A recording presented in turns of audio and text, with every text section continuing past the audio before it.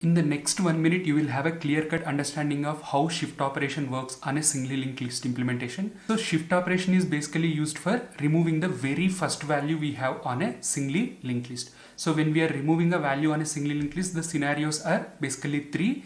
The first one is whatever the singly linked list that we have, in that there are no values at all. That means the length of the singly linked list is 0.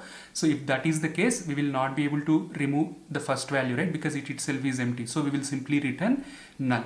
If that is not the case, the second scenario is when we have only one value.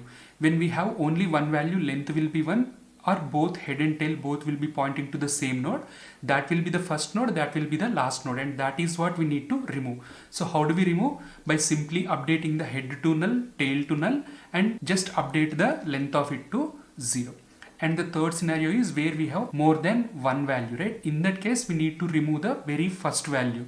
So we have the access to the head node. So let's just read it into current head, and then whatever the next node that we have from the current head node, that will become the new head of the singly linked list, right? So let's just read that and assign it to next head variables and make that as a new first node, and we need to reduce the length of it by 1 so that actual length of the singly linked list is maintained throughout the implementation.